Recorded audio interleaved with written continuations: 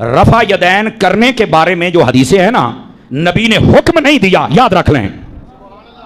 اس کو کہتے ہیں قولی حدیث. قول کہنا، حکم یہ نہیں ہے، یہ فعلی حدیث ہے. اس کا مطلب کیا ہوتا ہے کہ صحابی کہتا ہے میں نے دیکھا ہے نبی پاک نے یوں کیا، میں نے سنا ہے نبی پاک نے یوں کیا، مجھے بتایا گیا کہ نبی نے یوں کیا. وہ یہ نہیں دکھا سکتا، یہ جیلم والا یہ نہیں دکھا سکتا کہ نبی پاک نے کہا ہو کہ رفع یدین کرو. میں بچے تیرے سینے پہ چڑھ کے کہہ رہا ہوں، میں تجھے دکھاؤں گا.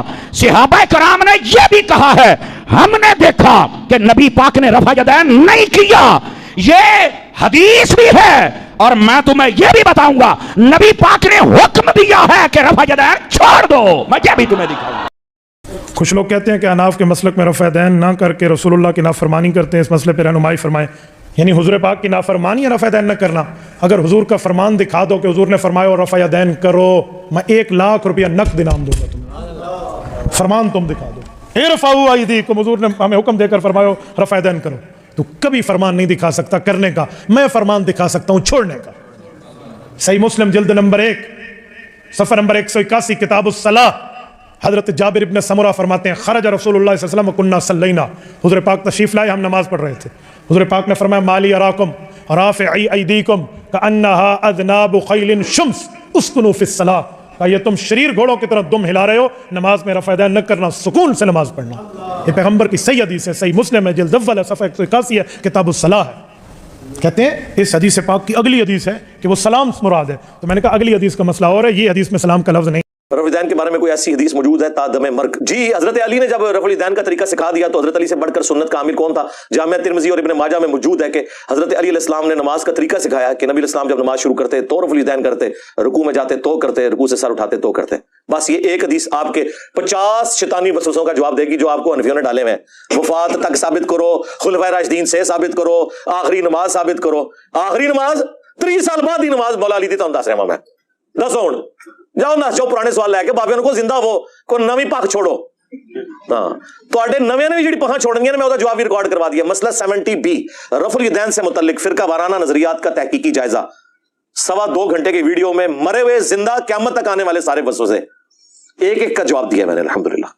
تو وہ آپ میری ویڈیو دیکھ لیں. پھر ہمیں بتانا پڑتا ہے کہ بھائی رفع الیدین تو نماز کا حسن ہے، حضور نے حکم دیا ہے. جی حکم کتنے ہے؟ اور ایک وہ دیوبندیوں کا مولوی ہے، وہ اس کا نام رکھا ہے دلیل کا بے تاج بادشاہ. اس کے تاج کے ساتھ جو میں نے کر دیا ہوا ہے نا، وہ کہتا ہے جی میں اتنے لاکھ انعام دوں گا کوئی رفع الیدین کا حکم دکھا دے.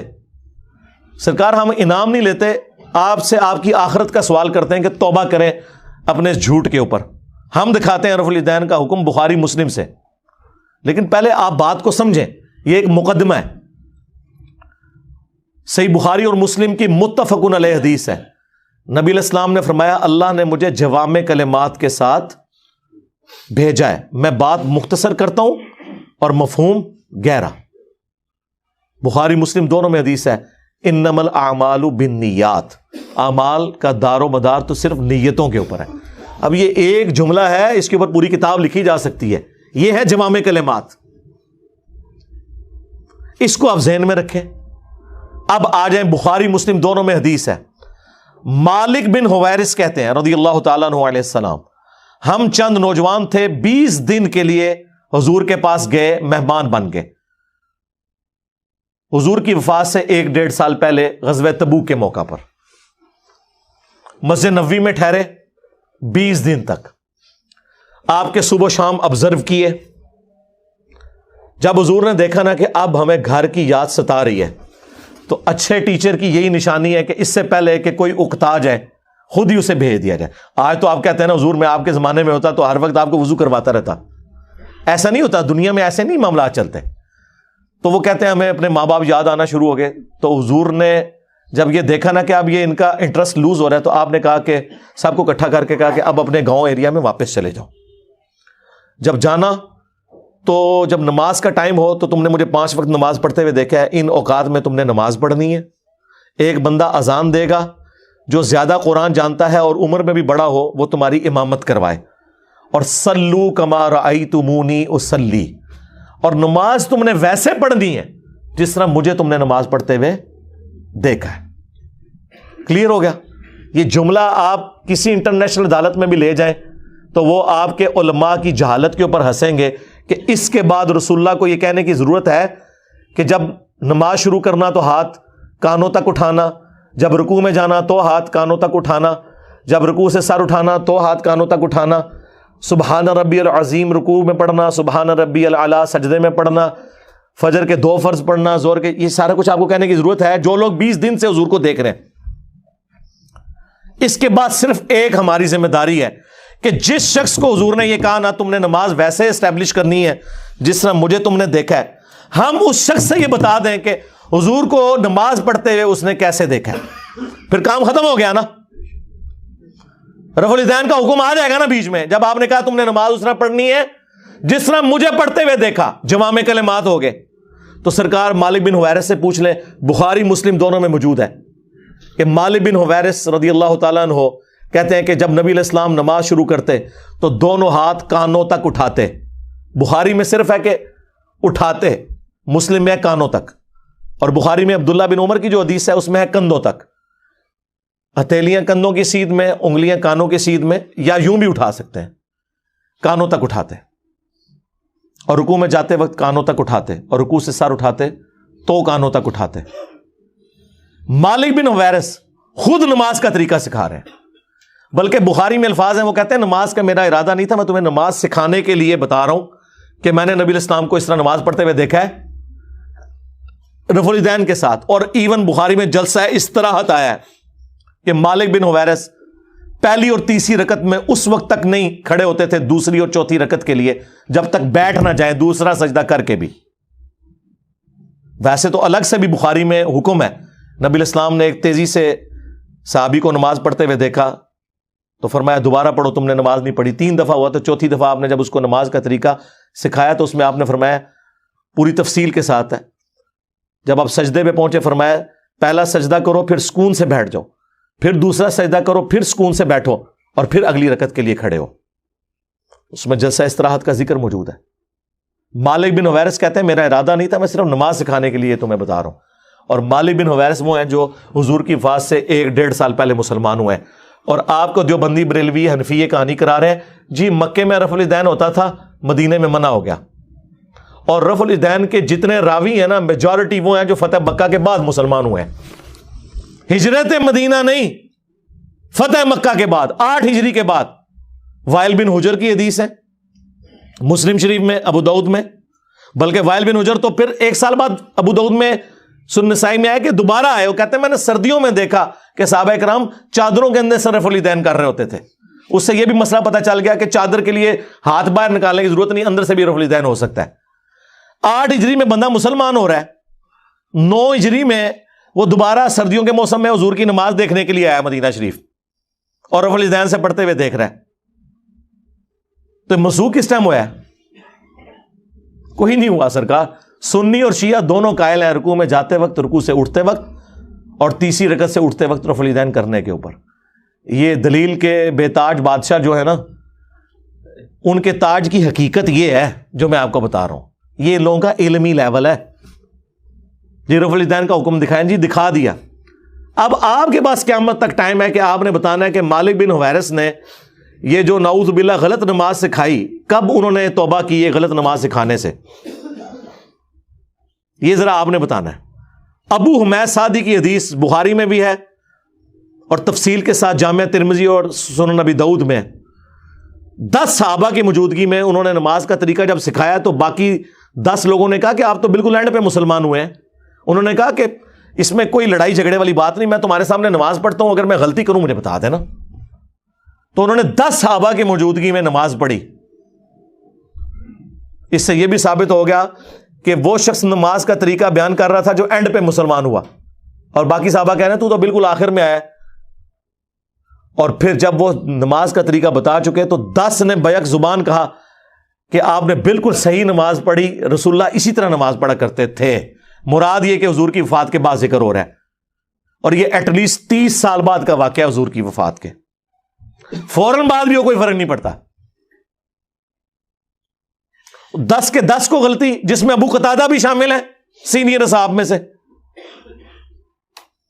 उसमें उन्होंने रफ़ुल यदैन का जिक्र किया है, जलसा इस्तराहत का जिक्र किया है, तवर्रुक बैठने का जिक्र किया है। चौथी रकत में बाईं सुरीन पे बैठ के दायां यानी पांव खड़ा करके उसके नीचे से बाएं पांव को गुजारना।